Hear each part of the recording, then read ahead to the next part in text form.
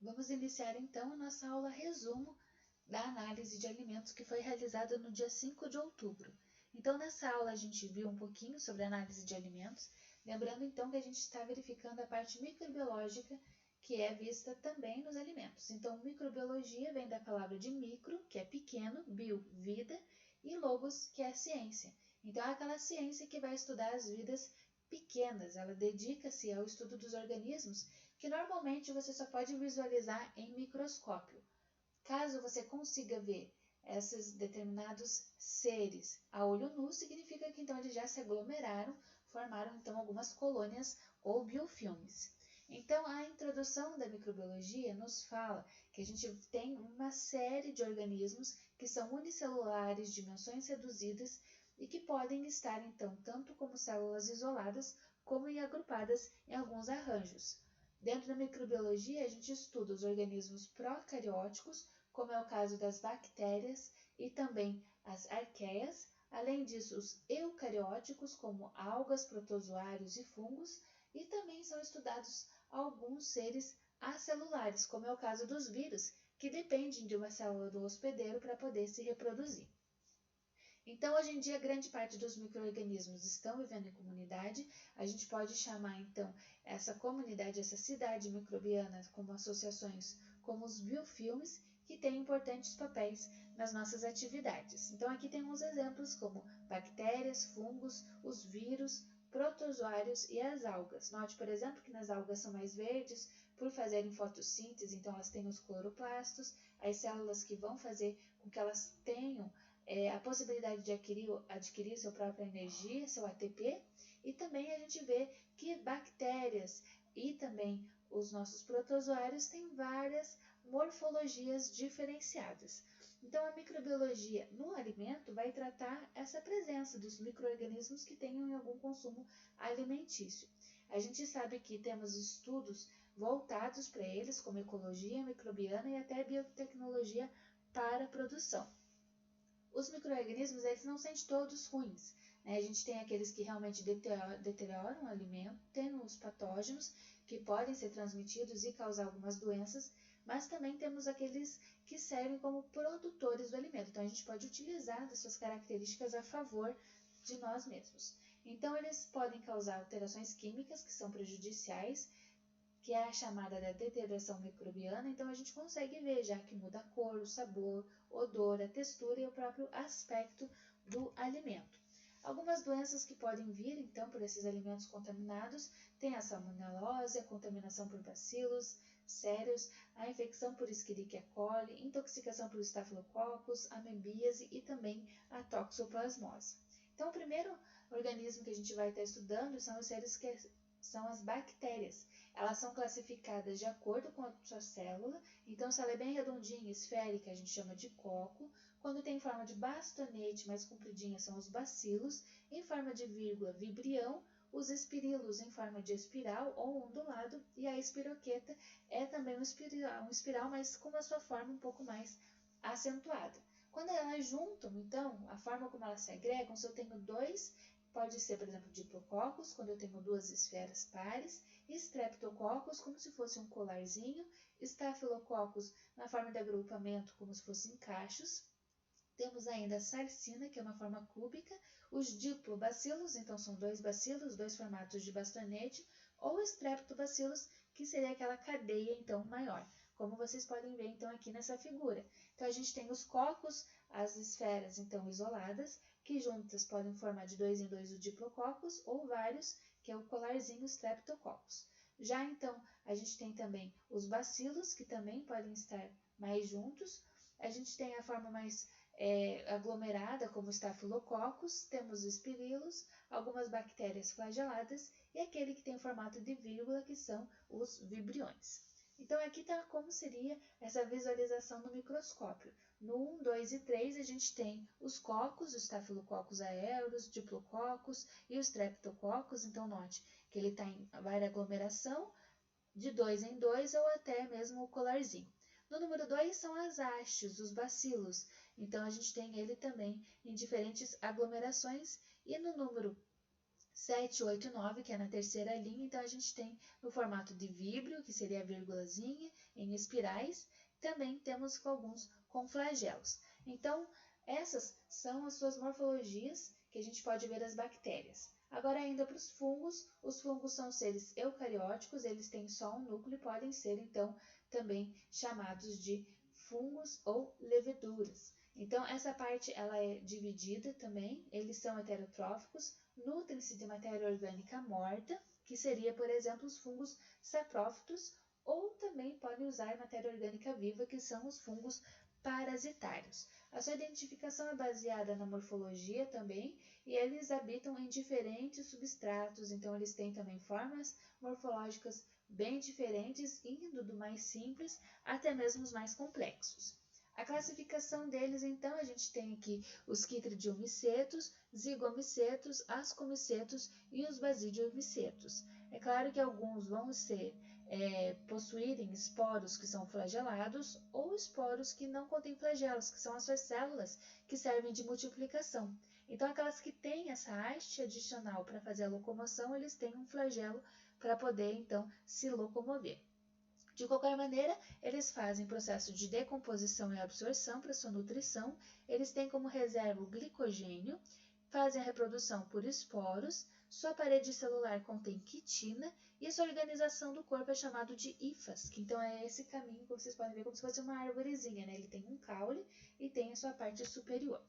O micélio vegetativo também pode ser utilizado para dividir com relação às morfologias. Então, a gente tem 3 tipos. A primeira seria unicelular, que seria o grupo das leveduras, são células bem arredondadas, ovoides, alongadas, e o micélio da célula unicelular reproduz por brotamento ou gemulação. Se ele é mais filamentoso, a gente chama, então, caracterizado dentro da subdivisão da zigomiceta. Característica, então, por caso de bolores, que podem ter septos ou não. E o outro que seria o pseudo-filamentoso, o micélio unicelular das leveduras do gênero Cândida, em determinadas condições, se reproduz tanto por brotamento, formando esse micélio parecido com os micélios dos bolores. Como ele é parecido, mas não é realmente igual, por isso que ele é chamado de pseudo, que é um tipo parecido. Então, aqui tem também alguns exemplos que a gente pode verificar desses fungos e leveduras. Tem apodrecendo as frutas, tem o que é utilizado no queijo, por exemplo, o camembert, o roquefort, tem alguns exemplos como a micose, que são fungos, né, nas nossas unhas, e também algumas espécies podem até ser utilizadas pelo homem, né, como o champignon, cogumelo também. No nosso lado direito, a figurinha, ela é mostrando a levedura da cana, por exemplo. A levedura é muito importante também para ser utilizada no processo de fabricação da cerveja. Então, as leveduras são, como os bolores, eles também são fungos, né? Eles dependem também de uma diferenciação, o seu predomínio é unicelular, e uma levedura típica, ela tem células ovais e se multiplicam assexuadamente por brotamento ou gemulação. Então, dentro dos organismos que são interessantes para os alimentos, a gente divide ele em deterioradores, patogênicos e os transformadores. Então, aqueles que fazem a degradação, que o alimento se estragou normalmente, tem os patogênicos, que nesse caso, então, eles fazem mal para a nossa saúde, conduzem a algum tipo de doença, e os transformadores, que vão ser aqueles alimentos, aqueles micro-organismos que eu vou utilizar para formar alimentos novos para a minha alimentação. Então, um alimento deteriorado é aquele que foi danificado por algum agente microbiológico, químico ou físico, ele vai mudar de cor, odor, sabor, textura. Então, nesse caso, a gente tem a presença de bactérias, fungos e leveduras. Também temos os alimentos classificados, então seriam aqueles como não perecíveis, que não se estragam tão facilmente, como açúcar e farinha, os semiperecíveis, como batatas, maçãs e nozes, você consegue conservar eles manipulando um pouquinho mais de tempo, e aqueles perecíveis que são que estragam, eles têm tempo de validade, então. Eles incluem os alimentos que estão no nosso cotidiano, como carne, pescados, frutas, hortaliças, ovos e leites. Para contaminar os alimentos depende de vários fatores, do solo, da água, as plantas, os próprios utensílios que você está cortando, está utilizando, também podem ser fonte de contaminação. Além disso, trato intestinal, que vai estar sob a sigla do TGI, tanto dos seres humanos quanto dos animais também podem contaminar, além de vetores invertebrados, vertebrados, então a presença de mosca, de insetos, baratas, pode fazer então essa proliferação de uma contaminação. Além disso, de quem está manipulando e também uma contaminação pelo ar e pela poeira. Os micro-organismos que causam as enfermidades, eles podem ser liberadores de algumas toxinas ou causadores de infecções. Mas, como comentamos, também posso estar utilizando os micro-organismos como seu agente benéfico, que seria então para gerar um novo produto. Então, eu tenho aqui exemplos como as bactérias, que eu posso usar para fermentar o leite, para fazer o iogurte e queijo, para carnes, para os salames e também para vegetais como os picles. As leveduras, eu também posso estar utilizando elas como fermento na indústria, então para bebidas como cerveja, vinho e um suplemento alimentar. E os fungos também são utilizados, que são utilizados na fermentação de queijos e também podem ser consumidos diretamente, como é o caso do champignon e do shiitake. Então não pode falar que os micro-organismos são de todos ruins, tem os benéficos também. Para controlar, eu posso usar vários processos. O primeiro seria a esterilização. Ela pode ser uma esterilização onde eu mato todas as formas de vida, ou uma esterilização comercial, onde eu uso um calor suficiente para matar pelo menos os endosporos do Clostridium, que são normalmente nos alimentos enlatados. Posso também usar desinfecção. Nesse caso, eu faço a morte, inibição ou remoção de vários patógenos, mas não elimino todas as formas de vida. Então, essa é a diferença principal entre esterilizar e desinfectar. Esterilizar, eu mato todos eles, enquanto a desinfecção, alguns, mas também existe a inibição e a remoção da maioria deles. Porém, alguns ainda ficam vivos no alimento. Temos ainda o processo da sanitização, que é o processo que leva à redução dos micro-organismos a níveis mais seguros para a saúde pública, então eliminando até 99,9%. Outra parte importante é o antisséptico, que normalmente é um produto que você usa para a infecção dos tecidos, para matar os micro-organismos. Então a gente também pode estar utilizando eles, além dos germicidas, que mata os micro-organismos, porém não mata os endosporos. Então aqui a gente tem uma tabelinha falando dessa diferenciação entre a desinfecção e a esterilização. Lembre que a desinfecção eu mato os prejudiciais, porém na esterilização eu elimino totalmente os micro-organismos. Posso usar na desinfecção métodos mais químicos, alguns físicos, como a pasteurização, mas na esterilização eu tenho muito mais processos, físicos, químicos e físico-químicos em conjunto, como forma de calor, produtos químicos, irradiação, alta pressão e filtração. A desinfecção é utilizada normalmente para superfícies e ambientes, enquanto a esterilização para os alimentos e utensílios. A gente viu então que dos físicos a gente tem calor, filtração, radiação, dessecação, quando tira toda a umidade e pressão osmótica, e para controle microbiano químico a gente pode utilizar os produtos orgânicos, halogênios, metais, peróxidos, ozônio, corantes, aldeídos e também gases esterilizantes. Então aqui tem um resuminho desses tipos de métodos. Então físico, calor, pode ser úmido ou seco, e nos químicos tanto gases quanto líquidos podem ser utilizados.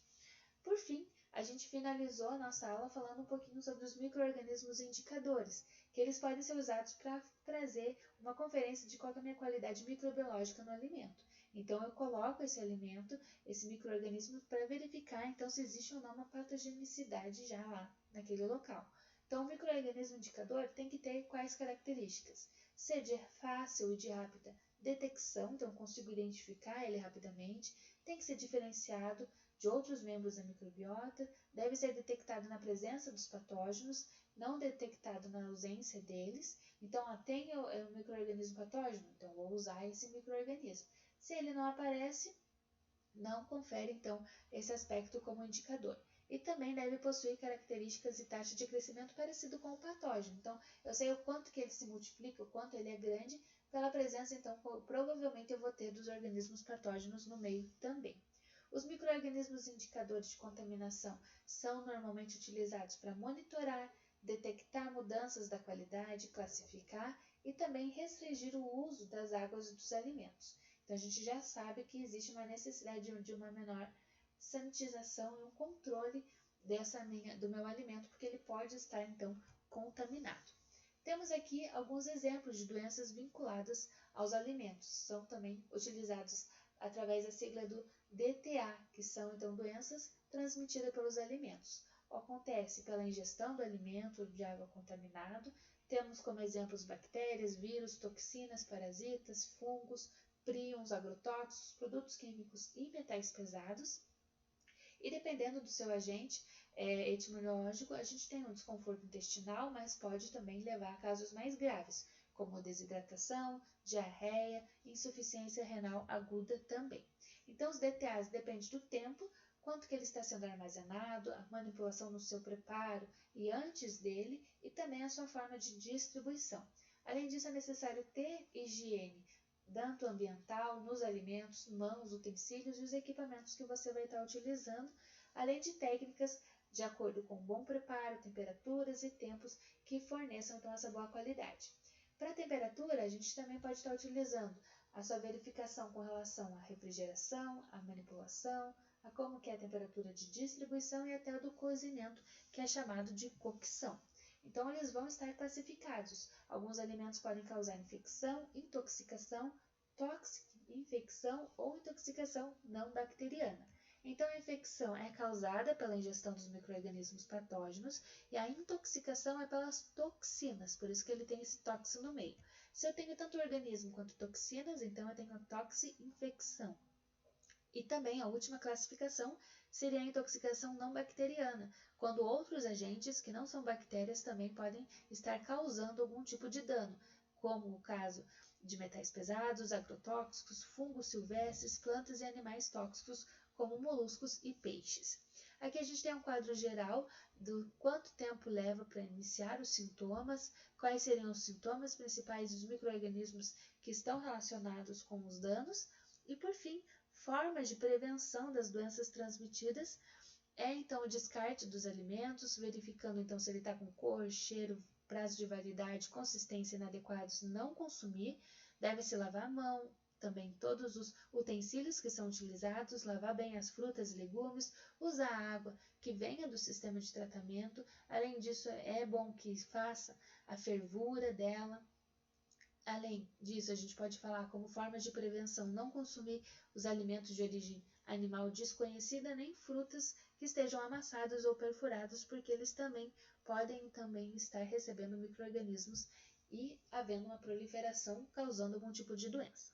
Para finalizar, formas de prevenção, então, cuidar que o alimento esteja bem cozido, quente, não se alimentar para aqueles que passaram mais de 4 horas, sempre selecionar alimentos frescos, que você pode estar desinfetando, lavando, não comer alimentos crus, além de frutas e verduras, verificar o prazo de validade desses alimentos, como que é seu acondicionamento, aparência, consistência, odor. Se você vê alguma característica que não está adequada, não se alimente dele ou evitar algum tipo de doença. Consumir o leite pasteurizado, esterilizado ou fervido, evitar a preparação culinária com ovo cru e também beber água e gelo que tenha uma procedência conhecida, porque na água também existe muita contaminação e ela é um meio de vinculação hídrica, então, de doenças que podem ser transmitidas. Então, esse é um resuminho da aula que a gente já fez. Eu agradeço a atenção de todos e caso tenham qualquer dúvida, eu fico à disposição. Muito obrigada!